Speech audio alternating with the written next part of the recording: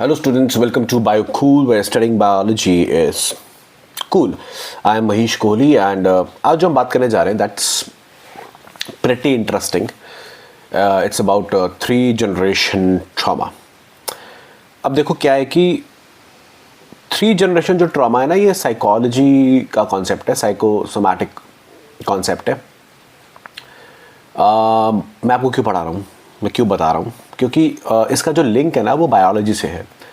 ये अगर आप स्टूडेंट हैं मतलब बायोलॉजी के किसी भी लेवल पे, मैं बायोलॉजी का स्टूडेंट मतलब बायोलॉजी का स्टूडेंट है ना, आप उसको कैटेगराइज मत करो कि मैं क्लास 11 स्टूडेंट हूँ, मैं क्लास 12 स्टूडेंट हूँ, मैं ग्रेजुएशन स्टूडेंट हूँ, मैं पोस्ट ग्रेजुएशन स्टूडेंट हूँ. नो, पहले तो ये कैटेगराइजेशन छोड़ो. आप कैटेगराइजेशन नहीं होती. आप बायोलॉजी के स्टूडेंट है, बायोलॉजी के स्टूडेंट है. और एक्चुअली बायोलॉजी के स्टूडेंट भी नहीं हो, आप साइंस के स्टूडेंट हो. साइंस मतलब आस्किंग क्वेश्चंस है ना. तो there is a very interesting concept three generation trauma. और ये क्या क्या चीज़ों को जोड़ता है, ये जोड़ता है साइकोलॉजी को. ऑफ कोर्स अगर आप साइकोलॉजी स्टूडेंट हो तो ये जोड़ता है एवोल्यूशन को, ये जोड़ता है जेनेटिक्स को, और ये जोड़ता है ह्यूमन रिप्रोडक्शन को. और है ना, आप कोई किसी भी लेवल पे बायोलॉजी के स्टूडेंट हो तो आपको ये चीज़ जाननी चाहिए. बड़ी इंटरेस्टिंग है. अब मैं शुरू कर रहा हूँ इस कॉन्टेक्स्ट से समझना.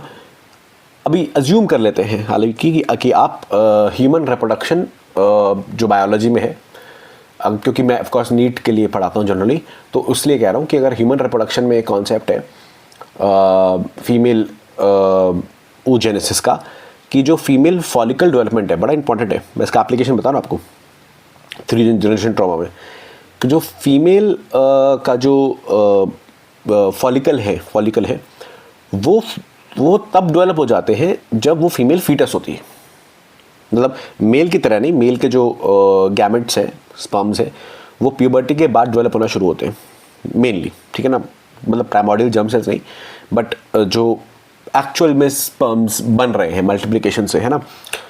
तो वो वाली चीज़ है ना. बट फीमेल में ऐसा नहीं है. फीमेल में जो फॉलिकल्स डेवलप हो रहे हैं वो जो है वो फीटस है ना, वो तभी डेवलप हो जाते हैं. इसका मैं आपको मतलब समझाता हूँ. इसका जो मतलब है वो ये है कि फॉर एग्ज़ाम्पल मैं आपकी बात करता हूँ, ठीक है, या अपनी बात कर लेता हूँ, ठीक है. मैं हूँ तो हर इंसान, मैं क्या आप भी, कोई भी, हम एक्चुअल में, आप सोचिएगा इस बात को, हम एक्चुअल में एक डेवलप्ड फॉलिकल हैं. मतलब मैं भी एक डेवलप्ड फॉलिकल हूँ, आप भी एक डेवलप्ड फॉलिकल हैं. दुनिया में जितने सारे लोग हैं वो सारे एक डेवलप्ड फॉलिकल ही हैं. भाई हुआ क्या, भाई फॉलिकल डेवलप हुआ, उसमें से ओवम निकला, स्पर्म आया, बाइंड हुआ, डेवलप कर गया. भाई है तो एग ही जो डेवलप हो रहा है. सही से देखा जाए तो हम तो सब एग्स ही है ना जो डेवलप हो रहे हैं. स्पर्म तो आया, अपना डीएनए दिया और हम डेवलप हो रहे हैं. तो अब इस कॉन्सेप्ट को अगर समझा जाए, ध्यान से समझना इस चीज़ को, कि इस कॉन्सेप्ट को अगर मैं ध्यान से देखूं तो इसका मतलब ये है कि जो मैं हूं, है ना, मेरी जो एग्जिस्टेंस है एज अ फॉलिकल, ठीक है, वो आज की नहीं है. वो तब की भी नहीं है जब मैं बॉर्न हुआ, वो तब की भी नहीं है जब मैं कंसीव हुआ, वो तब की है जब my mother was being conceived when my mother was in gestation period. समझना इस बात को कि मान लो कि लेट्स से कि ये मेरी नानी है, मतलब बड़ी ख़राब नानी बनाई है मैंने, बट कॉन्सेप्ट को समझने की कोशिश करना. ये नानी है, ठीक है, और नानी के अंदर ये डेवलप फीटस है, ठीक है.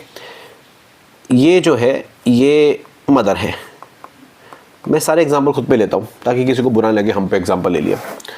ओके, तो ये मदर है, जिसकी मेरी मदर है ऑफकोर्स, ठीक है. ये मेरी नानी है, ये मेरी मदर है.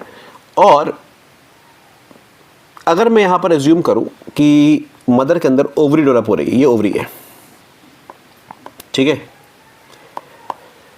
ओके. अब ओवरी में बहुत सारे फॉलिकल्स हैं, ये है, ये है, ये है, ये है, क्योंकि सारे फॉलिकल्स डेवलप हो रहे होते हैं और वो फीटल स्टेज में डेवलप हो रहे होते हैं, ठीक है. और ठीक है, अब समझना बात को. अब यहां पर लेट्स से ये वाला जो फॉलिकल है ये मैं हूं, ठीक है, ये फॉलिकल मैं हूं, महीश, जो बाद में ऑफ कोर्स स्पर्म के साथ फ्यूज करके डेवलप होने वाला है काफ़ी सालों बाद, आफ्टर 30 मोर ईयर्स। ठीक है, खैर अच्छा, एंड लेट्स से, और अब इंटरेस्टिंग बात पता क्या है कि माई ब्रदर, माई सिबलिंग्स, वो भी यहीं पे ही हैं, क्योंकि फॉलिकल सारे वही हैं, फॉलिकल तो बदले ही नहीं ना, फॉलिकल तो सारे डेवलप हो ही जाते हैं 1 मिलियन, उसके बाद डिग्रेड होते हैं, नए नहीं बनते। तो मतलब द ब्रदर, द सिस्टर, सब वहीं पे है। This is interesting. अभी इंटरेस्टिंग कहूँगा, बताता हूँ आपको। अब this ovary belongs to the mother, ठीक है, फीटस ये मदर है, और ये जो बॉडी है ये नानी की है। अब कॉन्सेप्ट को समझना, 3 जनरेशन ट्रॉमा क्या कहता है कि अज्यूम करते हैं, let's assume, we are just assuming, क्या अज्यूम कर रहे हैं हम अज्यूम कर रहे हैं कि there was certain kind of trauma, ये ट्रॉमा है, दिस इज द ट्रॉमा। कोई सी भी तरीके का ट्रॉमा हो सकता है, मैं नहीं कह रहा कैसा ट्रॉमा है कैसा ट्रॉमा नहीं है, ठीक है ना। ट्रॉमा जैसा कि हो सकता है कि कोई लव्ड वन की डेथ हुई हो, ठीक है, कोई एक्सीडेंट हुआ हो, कोई फिजिकल अब्यूज़ हुआ हो, कोई मेंटल अब्यूज़ हुआ हो, जो भी हुआ है, किसी तरीके का ट्रॉमा, ये trauma is being faced by the नानी। बायोलॉजी है ये, दिस इज साइकोसोमैटिक थिंग्स है ना, तो नानी फेस कर रही है। अब ये जो ट्रॉमा है, साइंटिस्ट ये मानते हैं, मैं अपने मन से नहीं बना रहा हूँ, साइंटिस्ट हम ये मानते हैं, हम नहीं, साइंटिस्ट मानते हैं, और क्योंकि वो मानते हैं तो हम मानते हैं कि ये जो ट्रॉमेटिक इवेंट्स हैं, ये जो भी डीएनए प्रेजेंट है, जो भी डीएनए प्रेजेंट है, ऑफ कोर्स वो एग में भी रहा होगा, मैं यहाँ पे बताता हूँ, जैसे ये मैं हूँ तो ये एग है, इसमें न्यूक्लियस है, उसमें जो डीएनए है, ठीक है ना, ये जो ट्रॉमेटिक इवेंट है, जो डीएनए है, जो मेरा डीएनए है, ठीक है ना, मैटरनल डीएनए है, जो 50% आज भी मेरे पास है, इस डीएनए को ये ट्रॉमा बदल सकता है, चेंज कर सकता है। इस डीएनए में कुछ कुछ पोजीशंस पे मिथाइलेशन हो जाती है, ठीक है, और इसका एक्सप्रेशन बदला जा सकता है। मतलब एक तरीके से ये जो ट्रॉमा है, ये trauma through methylation of DNA हमारी बॉडी में स्टोर हो गया। तो क्या स्टोर हुआ? द ट्रॉमा गॉट स्टोर्ड, एक तरीके से स्टोर्ड हो गया एज डीएनए वेरिएशन या मिथिलेशन या चेंज इन एक्सप्रेशन। बहुत सारा डीएनए हमारा जंक डीएनए, बहुत सारा डीएनए हमारा कोडिंग, थोड़ा डीएनए हमारा कोडिंग डीएनए। तो कहीं ना कहीं डीएनए में इस ट्रॉमा से आया हुआ वेरिएशन, यानी कि खुद ट्रॉमा हमारे डीएनए के अंदर स्टोर हो गया। तो अब क्या होगा?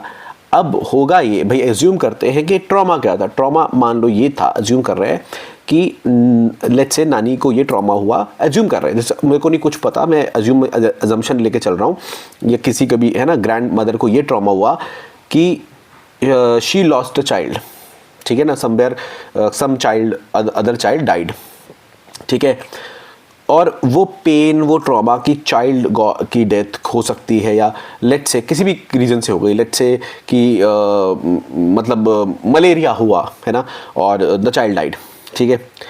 अब ये ट्रॉमा सेव हो गया through my mother into me in the follicles in 1960s when my mother was not yet born, about to born, ठीक है, ठीक। अब होगा क्या, साइकोसोमैटिक इवेंट क्या कहता है कि when I would be born, जैसे मैं पैदा हुआ 1991 में, ये ट्रॉमा मेरे साथ पैदा हुआ है, ठीक है, and when I get to the age of my grandmother Nani, when she faced trauma, when she faced trauma,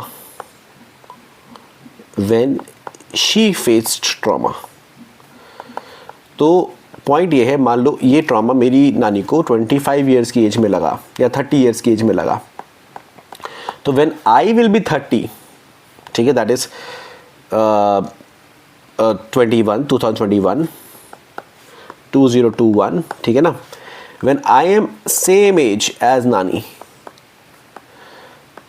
तो और सिमिलर कंडीशंस हुई, सिमिलर एनवायरनमेंट हुआ, सिमिलर एनवायरनमेंट, अगर सिमिलर एनवायरनमेंट मुझे मिला उस टाइम पर, तो मेरा वो ट्रॉमा एक्सप्रेस करेगा, जीन्स मेरी एक्सप्रेस करेंगी, जो ट्रॉमा सेव हुआ है वो एक्सप्रेस करेगा। मतलब if I am a father by that age and if I have a child, और वो बच्चे को मलेरिया हो जाता है, कोई दूसरी बीमारी हो जाती है, तो एक नॉर्मल पेरेंट से ज़्यादा घबराहट मेरे को होगी, या I will be over protective for my children, specifically in the context of diseases. तो वो मैं जो ओवर प्रोटेक्टिव हूँ वो मैं नहीं हूँ, that's not me, that's the trauma speaking from 1960s. This is the beauty of biology. अब इसमें एक ब्यूटिफिकेशन क्या है, खूबसूरत चीज़ क्या है? सबसे खूबसूरत चीज़ में ये है पहले तो कि follicles of a female are being developed when she is a foetus. तो मतलब 3 जनरेशन ट्रॉमा, मैं एक जनरेशन, माई मदर एक generation, my grandmother 3rd generation.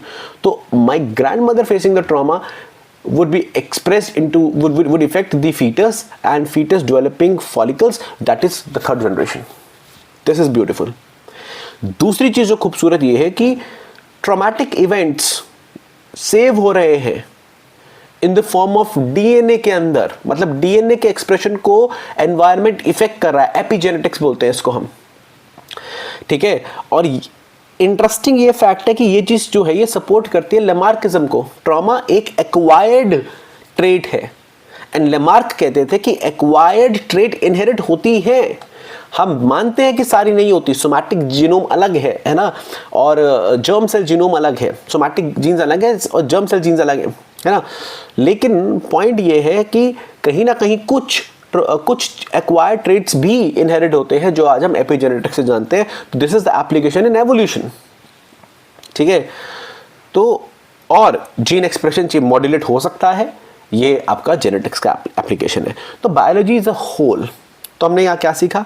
हमने यहाँ सीखा कि सिंपल वर्ड्स के अंदर कि क्योंकि फीमेल फॉलिकल्स फीटस के टाइम पे डेवलप हो जाते हैं, मतलब हम जितने लोग दुनिया में घूम रहे हैं, हम जिस फॉलिकल से डेवलप हुए वो फॉलिकल हमारी नानी के अंदर ही आ चुका था जब हमारी मदर वॉज अ फीटस।